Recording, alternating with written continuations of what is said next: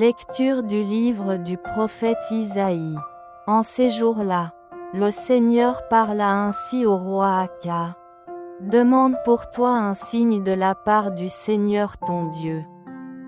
Au fond du séjour des morts, ou sur les sommets, là-haut. Akaz répondit, non, je n'en demanderai pas, je ne mettrai pas le Seigneur à l'épreuve. Isaïe dit alors, écoutez, maison de David, il ne vous suffit donc pas de fatiguer les hommes. Il faut encore que vous fatiguiez mon Dieu. C'est pourquoi le Seigneur lui-même vous donnera un signe. Voici que la Vierge est enceinte. Elle enfantera un fils, qu'elle appellera Emmanuel, car Dieu est avec nous. Parole du Seigneur. Me voici, Seigneur, je viens faire ta volonté. Tu ne voulais ni offrande ni sacrifice. Tu as ouvert mes oreilles. Tu ne demandais ni holocauste ni victime. Alors j'ai dit, voici, je viens. Dans le livre est écrit pour moi ce que tu veux que je fasse. Mon Dieu, voilà ce que j'aime. Ta loi me tient aux entrailles. J'annonce la justice dans la grande assemblée. Vois, je ne retiens pas mes lèvres. Seigneur, tu le sais, je n'ai pas enfoui ta justice au fond de mon cœur. Je n'ai pas caché ta fidélité. Ton salut, j'ai dit ton amour et ta vérité, à la grande assemblée. Évangile de Jésus-Christ selon saint Luc. En ce temps-là, l'ange Gabriel fut envoyé par Dieu, dans une ville de Galilée, appelée Nazareth, à une jeune fille vierge, accordée en mariage à un homme de la maison de David, appelé Joseph, et le nom de la jeune fille était Marie. L'ange entra chez elle et dit, « Je te salue, comblée de grâce, le Seigneur est avec toi. » À cette parole, elle fut toute bouleversée, et elle se demandait ce que pouvait signifier cette salutation. L'ange lui dit alors, « Sois sans crainte, Marie, car tu as trouvé grâce auprès de Dieu. Voici que tu vas concevoir et enfanter un fils. Tu lui donneras le nom de Jésus. Il sera grand, il sera appelé Fils du Très-Haut. Le Seigneur Dieu lui donnera le trône de David son père. Il régnera pour toujours sur la maison de Jacob, et son règne n'aura pas de fin. » Marie dit à l'ange, « Comment cela va-t-il se faire, puisque je ne connais pas d'homme ?» L'ange lui répondit, « L'Esprit Saint viendra sur toi, et la puissance du Très-Haut te prendra sous son ombre. C'est pourquoi celui qui va naître sera saint. Il sera appelé Fils de Dieu. Or voici que, dans sa vieillesse, Élisabeth, ta parente, a conçu, elle aussi, un fils, et en est à son 6e mois, alors qu'on l'appelait la femme stérile. Car rien n'est impossible à Dieu. Marie dit alors, « Voici la servante du Seigneur. Que tout m'advienne selon ta parole. » Alors l'ange la quitta. Acclamons la parole de Dieu.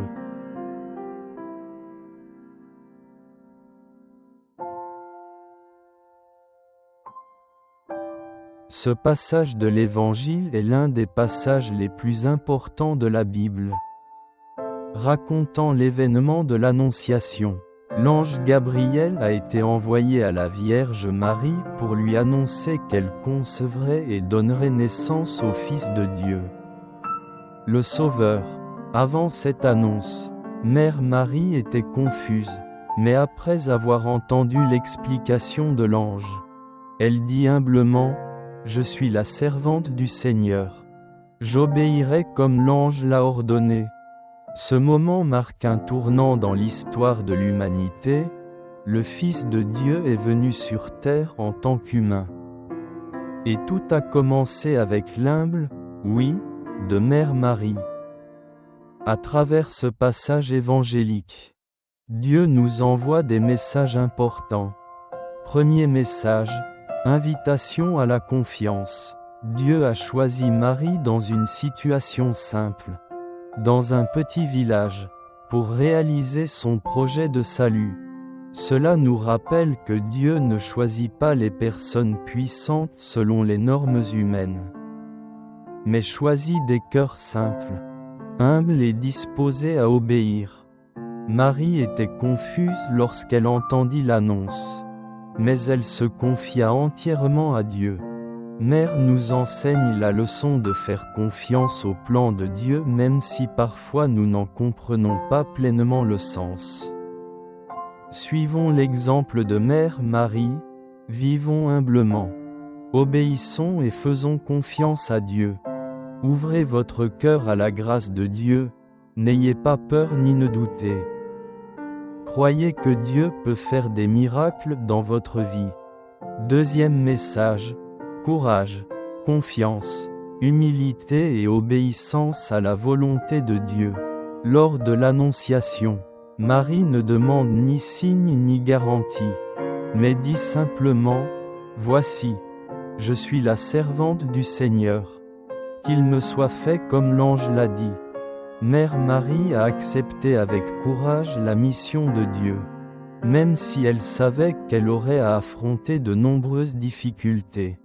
Elle croyait aux promesses de Dieu, même si elle ne comprenait pas vraiment ce qui allait se passer.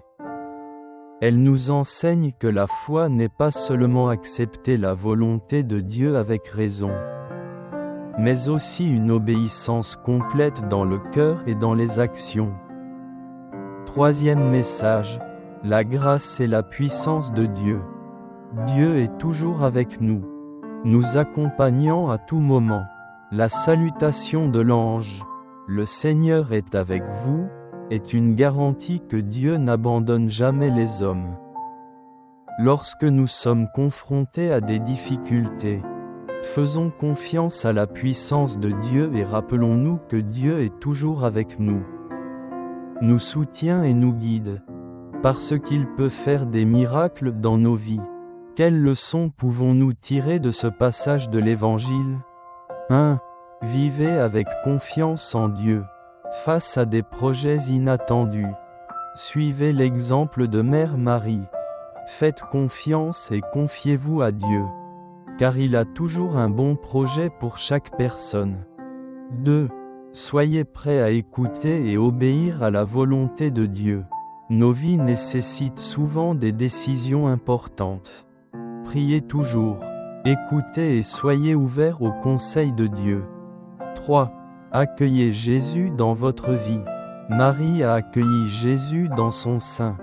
Chacun de nous est également invité à recevoir Dieu dans son cœur.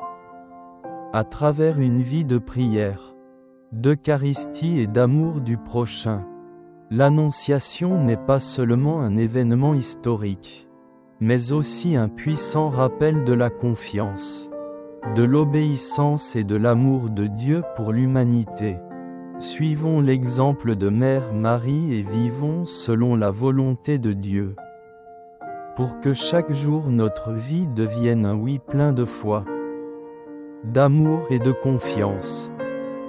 Dans l'histoire de l'Église catholique, il existe d'innombrables exemples brillants de confiance en Dieu, et l'un des saints qui représente le mieux cette vertu est Saint François d'Assise. Saint François est né à la fin du XIIe siècle à Assise, en Italie. Il venait d'une famille riche, mais après une période de vie dissolue, il connut une profonde conversion et décida de tout abandonner pour suivre Jésus. La vie de Saint François est un chemin continu de confiance absolue en Dieu. Il croyait que Dieu était la source de tout bien et il avait une confiance totale en sa providence. Saint François a tout abandonné, a fait confiance à la providence de Dieu et a vécu selon l'Évangile. Saint François a abandonné toute sa richesse, sa position et sa renommée pour vivre une vie de pauvreté et d'humilité.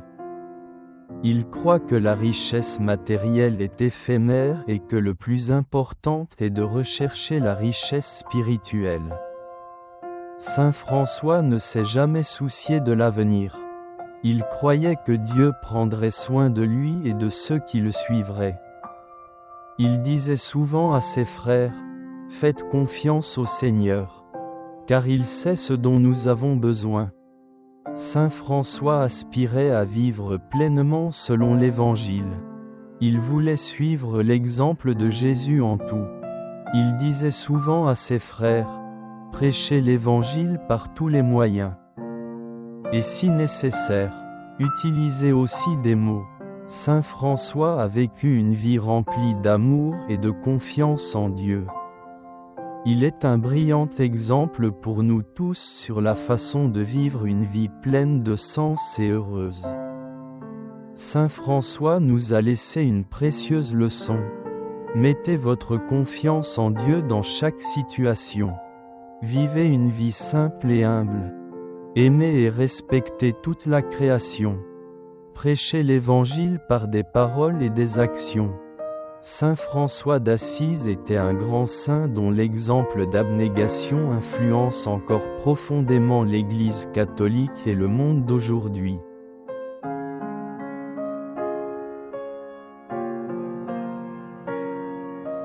Seigneur, nous regardons Mère Marie et apprenons de son humilité, de sa confiance et de son obéissance absolue. Lorsqu'elle a entendu le message de Dieu, elle a été confuse mais n'a pas douté, interrogée mais n'a pas refusé. Et puis, elle dit le grand oui, « Voici, je suis la servante du Seigneur. J'obéis à ce que l'ange m'a commandé. » Seigneur, dans la vie quotidienne, tu nous invites aussi à vivre selon ta volonté. Mais très souvent nous hésitons et craignons devant les défis, les changements et les exigences de l'Évangile. S'il vous plaît, donnez-nous un cœur ouvert comme Mère Marie, afin que nous puissions écouter, accepter et être prêts à répondre généreusement à Dieu. Seigneur, aide-nous à comprendre que dire oui n'est pas qu'un instant, mais le voyage de toute une vie. S'il vous plaît, apprenez-nous à dire « oui » dans les petites choses du quotidien, dans l'amour, dans le pardon, dans la responsabilité envers la famille, le travail, envers les autres. Seigneur, aide-nous à suivre l'exemple de Mère Marie, afin que chaque jour nous puissions dire « Seigneur, fais-moi selon ta volonté » et comme Mère, puissions-nous devenir des instruments de la grâce de Dieu, apportant au monde amour, joie et espérance. Mère Marie, tu es une mère miséricordieuse. S'il te plaît, aie pitié de mes besoins. Je vous demande d'intercéder auprès de Jésus, votre Fils, pour me donner la grâce de vivre selon la volonté de Dieu, de m'aimer et de se pardonner les uns les autres, et de partager l'amour de Dieu avec tous. Mère Marie, tu es la mère de l'espérance. S'il te plaît, donne-moi une espérance inébranlable dans les moments difficiles. S'il vous plaît, aidez-moi à toujours croire en l'amour de Dieu, peu importe les tempêtes que la vie rencontre. Mère Marie, tu es la mère de la paix. S'il te plaît, donne-moi la paix dans mon âme. S'il vous plaît, aidez-moi à toujours vivre dans la paix de Dieu, même si le monde est plein d'instabilité et d'anxiété. Mère Marie, s'il te plaît, sois toujours avec nous. S'il te plaît, conduis-nous toujours sur le chemin pour suivre Jésus. S'il vous plaît, aidez-nous à devenir de bons enfants de Dieu et de vous. Nous le demandons au nom de notre Seigneur Jésus-Christ.